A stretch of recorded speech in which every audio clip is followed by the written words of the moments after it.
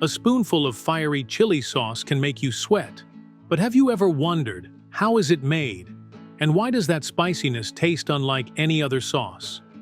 Few know that to create the chili sauce that spreads throughout the world, China operates a chain of enormous factories, where millions of tons of chilies are transformed using secret fermentation techniques, microbial control technology, and recipes that are never revealed. This is not just the story of chilies. It's a mysterious journey where industry, culture, and taste intersect in every fiery red drop. Did you know that to create an authentic fiery red Chinese chili sauce, everything doesn't start in a laboratory, but from the ground? More precisely, from the chili fields in Sichuan, Henan, Guizhou, considered the fire belt of Chinese agriculture. But not just any chili is chosen. Factories usually only purchase certain special chili varieties, such as Erjingtiao, the classic twice-cooked chili, Xiaomila, the super small, super spicy chili, or Caotianjiao, the facing heaven chili. Each type has its own profile of Scoville heat units, essential oil content, and moisture level. Right from harvest, chilies are categorized according to a sensory profile, a set of standards that only large factories have access to. The preliminary processing at the farm is also not simple. Many regions even apply sun drying according to the sun's cycles, because they believe that the early morning sun gives aroma, while the afternoon sun gives strong spiciness. After harvesting and drying, the chilies are transported to the factory in specialized containers, maintaining a moisture level of just under 8%. The optimal threshold to begin the transformation process.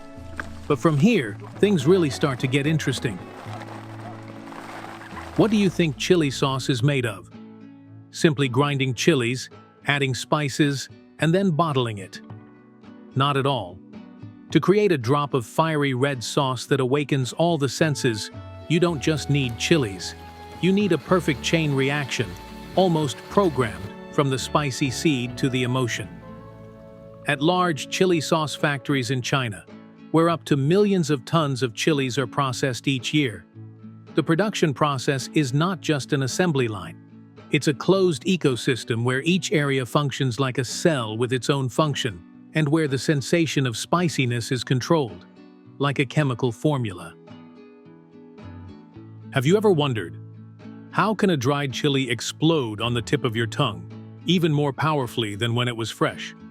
The secret lies in how they are ground. At high-end chili sauce factories in Sichuan, the grinding process is not simply crushing. The chilies are washed with low-pressure steam, just enough to soften them. Then they are passed through a three-stage grinding system: peel shredding, core crushing, and high-speed mixing in a cold environment. Some factories don't use heat, don't use knives. They use low-frequency ultrasound waves to separate the chili cells, helping to release pure capsaicin liquid, what they call the soul of the sauce. Do you know why it has to be so elaborate? Because capsaicin, the compound that creates spiciness in chilies, is very sensitive to heat, light, and even grinding speed. A small deviation in the process can change the entire personality of the sauce.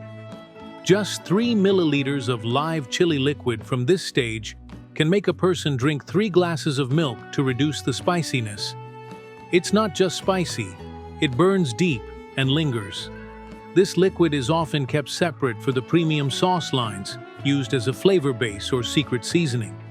The chilies used for grinding must reach a certain capsaicinoid index, usually above 0.5% fresh weight. Chilies that do not meet the standards are not discarded, but are sorted separately for color extraction or used as low-grade food additives. How can a chili sauce not only be spicy, but also have depth? An aftertaste? A subtle aroma that you can't quite name? The answer lies in microorganisms. After grinding, the chilies are transferred to sealed fermentation tanks, usually made of stainless steel and programmed with temperature and humidity according to each batch, typically a temperature of 30 to 45 degrees Celsius, relative humidity of 60 to 80%, and limited light. Each factory has its own microbial strain, stored as a secret asset, not to be shared or licensed externally. What would you see if you went in there? Not much. Just large, silent tanks. But inside, billions of microorganisms are converting sugars and proteins into amino acids, esters, and aromatic aldehydes, the compounds that create the depth of aroma for the sauce. In traditional factories, the fermentation time can last from 30 days to over 6 months. But the interesting thing is, longer isn't necessarily better. Each chili variety, each garlic ginger vinegar recipe has its own microbiological balance point. Exceed it, and the smell can become harsh, the taste bitter or alcoholic. Some factories even ferment according to the lunar cycle, because they believe that the yeast works differently depending on the magnetic field. Although there is no scientific evidence, the result is, the sauce brewed at night is always more fragrant. And the surprising thing is, the supervisors of this stage are not engineers, but sauce sniffers. They are trained to recognize microbial development just by the smell when the lid is opened. You think seasoning is just adding salt and sugar? Number this is when sensation becomes data. In the seasoning area, each batch of sauce is scanned by a molecular sensor system, measuring spiciness, Scoville, acid concentration, viscosity, moisture, fat content, and then AI will compare it with the ideal flavor profile that has been predetermined for each market.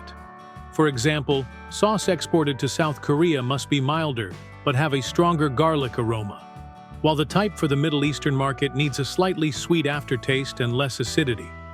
The interesting part? There are ingredients that are never listed on the label. Ancient rice yeast, fermented apple juice, sun-dried herb vinegar, even a little aged garlic boiling water. They don't have a clear flavor on their own, but they are sensory medicine, helping the spiciness become rounder, the aroma last longer. Everything is measured by sensors, but the final decision belongs to the taster. Because the machine can analyze, but it cannot measure, the flavor explosion in the middle of the tongue. You think inspection is just opening the lid and tasting? In modern factories, the sauce must pass an electronic nose. This machine contains hundreds of molecular sensors, comparing the scent signature of the current batch with the database of thousands of previous batches.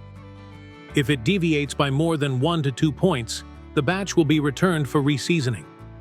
Next is checking the viscosity, to ensure the sauce is not too thin or too thick, acidity and color using a spectrophotometer, and finally, a real human taster expert.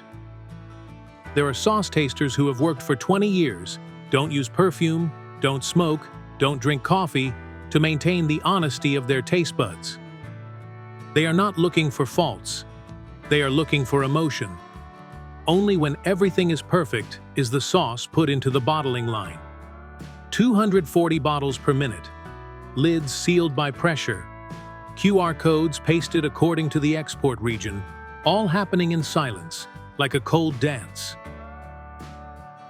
A bottle of chili sauce looks simple, but behind it are hundreds of decisions, from microbial cultures to blending formulas, from fermentation light to the taster's tongue rhythm. And the miracle is, whether you open the lid in Beijing, Bangkok, or Berlin, that spiciness still explodes as if it knew your palate in advance. You may not know the factory's name, may not be able to read the Chinese characters on the label, may not even be able to distinguish between Chinese, Thai, or Vietnamese chili sauce, but chances are, the spicy sauce you just used at the Japanese restaurant, Mexican eatery, or French bakery originated from some factory in Guangdong, Sichuan, or Hebei. Chinese chili sauce is present silently, not attracting attention with its brand, but with its familiar spiciness. And that is the strategy. Unlike Korean chili sauce, promoted through K-pop and movies, Chinese chili sauce follows its own path, becoming the world's ingredient. They don't focus on creating mass consumer brands, but focus on selling in bulk, packaging with private labels for partners. From Japanese restaurant chains in the US, spicy snack companies in Europe, to domestic seasoning companies in Southeast Asia. You'd be surprised to know that many famous Western chili sauce brands import their raw materials or semi-finished products from China, then just add spices or change the packaging.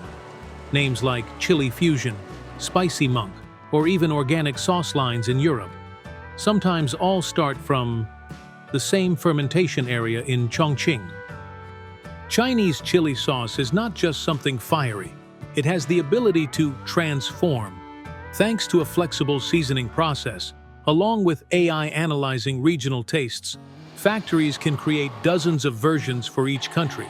Milder in Japan, sweeter in the Philippines, more garlicky in Africa, less acidic for the European vegetarian market. You might not see "Made in China" on the label, but the spiciness you taste is a product of the Chinese flavor algorithm. At a deeper level, Chinese chili sauce is not just an export.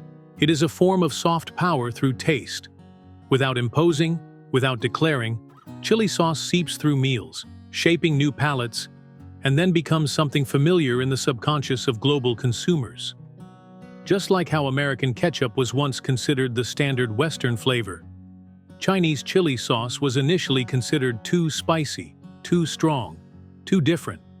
But today, it is no longer the exception, but has become a new standard. Rich, deep in flavor, with a lingering spiciness. A condiment capable of connecting the world, with a tingling sensation on the tip of the tongue.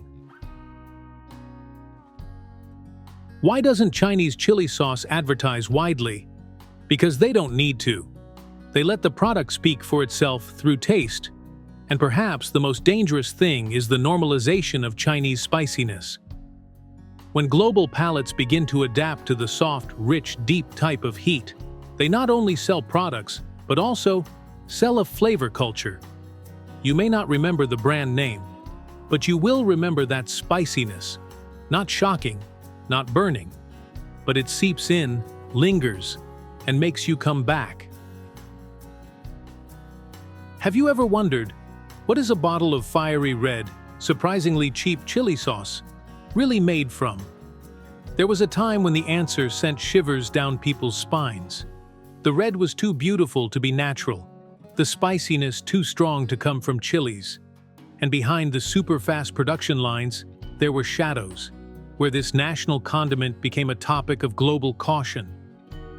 But those very scandals created a silent turning point. Factories began installing sensors to detect deviations in the spiciness smell. QR codes were not just for promotion, but to prove every drop of sauce has an identity, and there are smellers trained just to detect when the sauce no longer has a soul.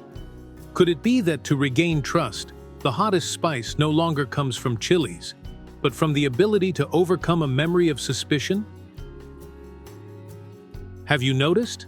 No matter where you are, Beijing, Paris, or New York, when a drop of chili sauce touches the tip of your tongue, everyone reacts the same way. A frown, a hiss, and then a laugh. No one needs a translator to understand that feeling. Spicy is not a taste. Spicy is a sensation, a primal signal that reminds humans they are still alive. Chili sauce, in that way, is not just a condiment. It is an emotional language. Small but explosive, straight to the palate. A short touch, leaving a long aftertaste. And the miracle is, without saying anything, just a spoonful, everyone understands.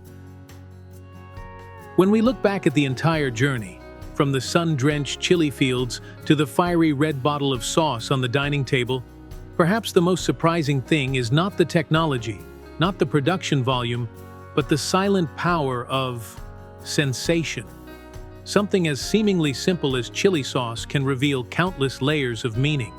As an agricultural product, as sensory design, as consumer culture, as a tool for localizing taste, and sometimes as a symbol.